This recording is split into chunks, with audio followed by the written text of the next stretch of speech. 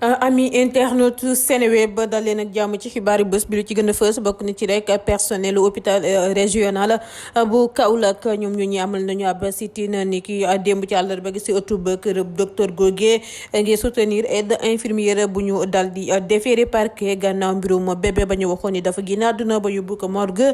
fekk mu nekkoon di dund lu ñeel wàllum politique lu ñu ci wax bokk na si coalition Benno Bokk Yaakaar daal dinañu réagir ca la xew ni ki démb ca direction générale des élections gannaaw ba fa Barthélemy maire Ndakaaru ba wàccee rek ba jot fa jàppante ak ñi nga xamante ne ni ñoo di suñu takk der yi maire Agnam tamit di Farba Ngom ñaawlu na nga xamante ne ni noonu la Barthélemy Diaz doxalee ni ki démb naka noonee rek la xamalee ñetti dëggam ki lee di Barthélemy Diaz la mu ko xamal yëpp dinañ leen koo xamalit ci les xibaar liste Yewwi Askan Wi ci Ndakaaru ngir législative yi rejeté wuñu ko waaye nag soo méttiwulee dinañu ko rejeté ana rek lu waraloon Barthélemy Diaz dem ni ki démb rek ca direction des élections ngir rek wa ilaa lan moo ko fa rek yóbbu woon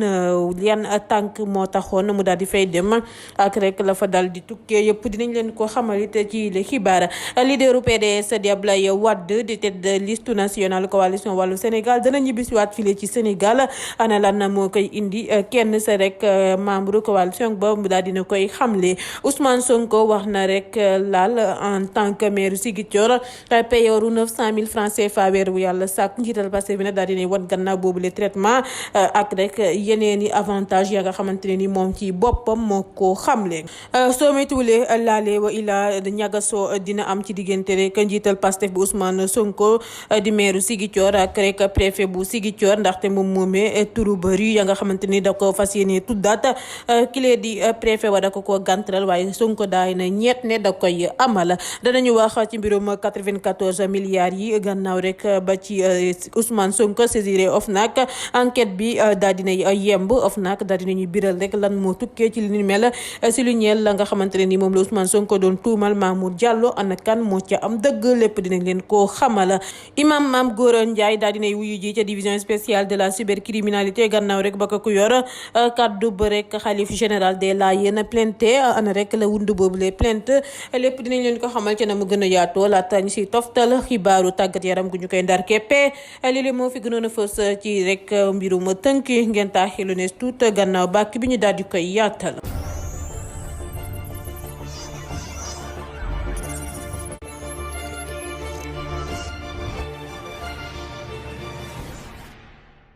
mu nga ko dellu di leen di nuyu bu baax a baax yéen ñuy teewlu waxtu wi temb ci Seneweb benn dëkkandoo gis ko bébé bi am na ay gaañu yu doy waar ba ñu ko yóbbu réanimation talaata ci suba benn waay moo ko alerté wallukat ya gannaaw bu mu gisee benn bébé ca pelouse ba ci suuf immeuble am bébé ba nag ci ab fenêtre bu ñu xamagul ci ban étage la nekk la jógee ko rek dal di daanu muy jooy gannaaw ba mu amee ay gaañu yu métti bébé boobu am ñaar fukki weer sapeur pompier yi ñoo ko gaaw rek jël en charge laata ñu koy évacuer urgence ci hôpital Louise Pasteur bu Colman gannaaw loolee la ko hélicoptère SMUR nag dal di jàllale hôpital Haute-Pierre bu Strasbourg bu ñu ko rek réanimé parquet bu Colmar nag dal dina cay ubbi enquête ngir rek am lu leer ci lu sabab daanu ba tout tànk boobee. Personnelu hôpital régional El Hadji Ibrahima Niass bu Kaolack amal nañu ab sit-in niki démb ci àllarba gi ca ëttu ba kër docteur Gogué ngir soutenir aide infirmière bu ñu déféré parquet gannaaw mbirum bébé bu ñu waxoon ni dafa dal di génn àdduna yóbbu ko ca morgue ba noppi ñu fekk ko muy dund ci milieu hospitalier la ñu nekk ay mbir yu ñu soobul wa ila yi nga xamante ne ni sopp ñu ko mën na am Mohamed Ndiaye moo ko xamle di secrétaire général de la section régionale de Kaolack du syndicat unique des travailleurs de la santé et de l'action sociale nag noonu nag la ne ñoom ñuy liggéey ci wàllum wér-gu-yaram depuis bés yu mujj yile dañu leen daal di malmené fépp aide infirmière ba nag ñoo ngi koy toppee mise en danger de la vie d'autrui ngir lu mu ne bébé ba faatu na ba xaatim sax certificat de décès bi yóbbu ko ca morgue te mu nekkoon di dund. noonu laay jaar rek dal di xuus ci langue politique bi coalition Benno Bokk Yaakaar daal dinañu réagir ci lu xew ni ki démb ci direction générale des élections gannaaw bu fa Barthélémy Dias maire Ndakaaru bi dal di wàccee ministre yi lee nag di Alioune Ndoye ak Zahra Iyane Thiam ak maire yi lee di Farba Ngom ak Bamba Fall daal dinañuy ñaawlu na nga xamante ni noonu la Barthélémy Dias doxalee laata ñuy naan coalition Benno Bokk Yaakaar dootul nangoote ay doomu aadama di manipuler askanu Sénégal nu mu leen neexee naka noonu ñu ne nag Barthélémy fan la teg ne moom moomee dafay dugg forcé ca direction générale des élections ngir ay récrimination yu mu amoon ca seen liste coalition boobee di Yewwi Askan Wi waaye nag direction ba respecté woon na ay règlement ak loi yu réew mi mu xamle ko moom ministre maire bi lee di Alioune Ndoye naka noonu la ne nag ñëpp a war a respecté loi bi amul rek ma paate ak ma demba te duñu nangu mbir yi ni mel rek tey naan nag Bart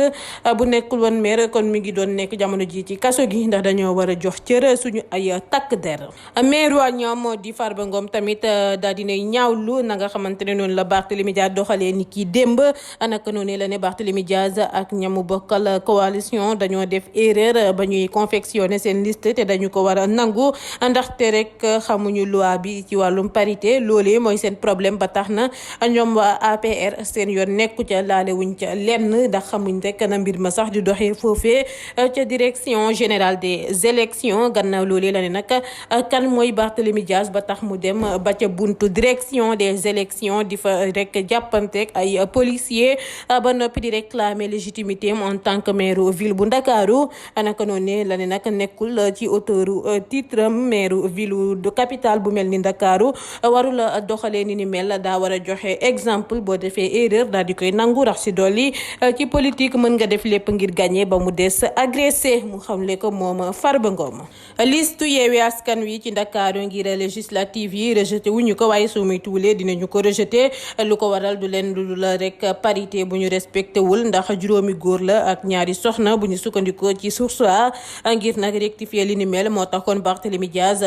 maire Ndakaaru waaye itam bopp liste coalition ba ngir capitale bi dem niki démb ci àllarba gi ca siège direction générale des élections dossier Yewwi nag la bëggoon rek jëlaat amal ci ay coppite ya ca am solo ngir nag convaincre waa DGE Barthélémy Dias da leen xamal ni daa am ñu tekki seen ndombal tànk ca seen rang ba tey nag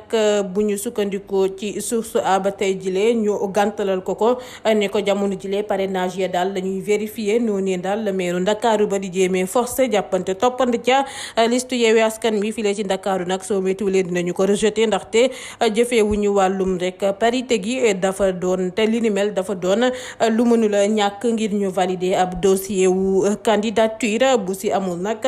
benn coppite mënu see amaat leen rek la ñu mën a rek soppi di candidat yi nga xamante ni dañoo génn àdduna wala daal yu inéligibilité frappé comme rek ni ñu koy xamle ko ba tey bu ñu sukkandikoo ci journal bi lee di Source A wàllu Sénégal jaaraat na ca direction générale des élections gannaaw ba ñu rejeté seen ab liste ngir parrain ya ñu doublé coalition boobee PDS dirigé rectifié nañu ko jël disposition yi ci fàllu woowee wàllu 20 000 signatures supplémentaires la déposé fi mu ne nii nag direction générale des élections dafa war a saytuwaat ba xam ndax liste bu rek njiitu réew mi woon Abdoulaye Wade dirigé conforme na wàllu nag xamle nañu ne am nañu stock signature yoo xamante ne ni mi ngeek ñoom toll ci lim gu bëri lool. leader PDS bii di Abdoulaye Wade nekk rek bopp liste nationale coalition wàllu file ci Sénégal dana ñibbisi ci suñu réew mi lee mu nekk nag politicien bu kenn dootul natable suñu njiitu réew mi woon di Abdoulaye Wade daa fas yéene wàcc ci terrain gi dal di campagne du samay kàddu benn cadre coalition bi moo ko xamle ne Abdoulaye Wade dina ñibbisi ngir rek campagne gi militant yi ñoo ngi wëyandi di koy gëm local yi comme législative yi moom mooy mobiliser ci fàttali Abdoulaye Wade ay itam toll si juróom-ñeent fukk ak juróom-benn mi ngi jamono ji may wax ak yéen ca Versailles nekkee ca réewum France. Ousmane Sonko war na laal en tant que maire Ziguinchor payooru 900 000 francs CFA weer bu yàlla sàkk njiital Pastef bi daal dinay woon gannaaw boobu les traitements du loolee képp bu ñu sukkandikoo ci libération bu biral xibaar bi Ousmane Sonko nee na tamit daa woon gannaaw yeneen i avantage bokk ci wàllum carburant bi ba loolu weesoo la ne nag ci dooleem sax la defee ci municipalité bu Ziguinchor matériel informatique ak assainissement bi mu xamle ko moom Ousmane Sonko gannaaw ba mu ne dafa bëgg a def Casamance cité bu gën a set gën a am assainissement ci Sénégal. soo moytuwulee ay yëngu-yëngu dina am tey ci alxames gi ca Ziguinchor maire ville ba di Ousmane Sonko daa fas yéene tuddaat mbedd ya ñu tuddee colon yi démb nag ci àllarba gi la Ousmane Sonko xamle ni dañu am ay jafe-jafe ak préfet bu Ziguinchor ndax da koo xamal ni amul droit tuddaat rue yooyee ca diwaanu Ziguinchor ndax ci responsabilité état la nekk waaye nag Sonko nee na ba ko préfet waxee li ni mel la mu ko tontu moo di daal su neexee yàlla incha allah gisul benn doomu dama bu nekk ci kaw suuf bu leen di tere tey ci alxames gile ñu tuddaat ri yooyee ñu tuddee colon yi gannaaw loolee la ne nag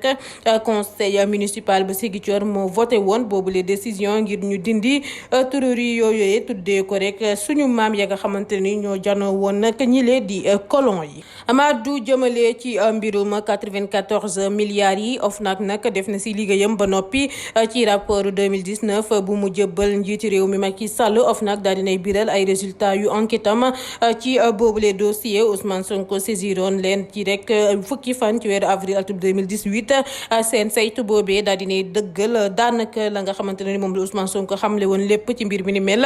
naka noonu la ñu retenir contre Mamour Diallo Tahirou Sarr ak seen ay ñooñ wàllum association de malfaiteurs escroquerie ci ay deniers publics ak complicité d'escroquerie ci ay deniers publics dossier bi nag daal dinañu koy jébbal procureur de la République di Serigne Bassirou Gueye. ba tey ngeen di teewlu xibaaru bés bi file ci Seneweb ba imam Mame Gor Ndiaye daal dinay wuyu ji ca division spéciale de la cybercriminalité moom nag ñoo ngi ko woolu gannaaw ñaari plainte yu ko Serigne Mouhamadou Lamine Laye mu yor kaddu xalif général des Layènes daal di porté ca procureur de la République jëmale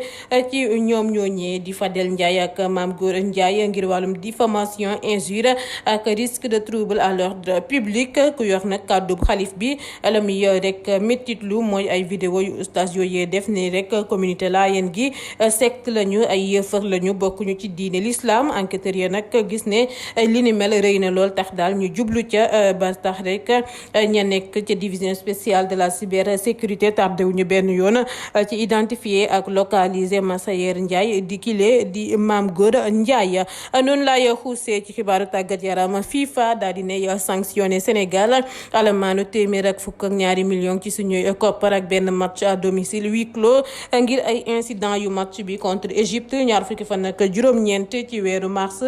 ci mondial 2022 bi njiital fédération sénégalaise de football Augustin Senghor dénoncé na nag daan bi ne dafa sévère lool wa ilaa dafa tar bu ñu sukkandikoo ci record bu biral sa xibaar bi décision bi ñoo ngi ko jël talaata bi ñu génn ca ba ñuy amal réunion bu mujj ba comité exécutif de l'instance fédération bi daa taxaw tamit temb ngir adressé demande clémence FIFA tey am yaakaar ne dinañ ci am dara mu ngoog file laay yem ak yéen tey ci xibaaru bés bi jaajëfal leen ci ànd bi safoo beeg kóolute gi di leen ñaanal kenn dalu ba jàmm ak salaam.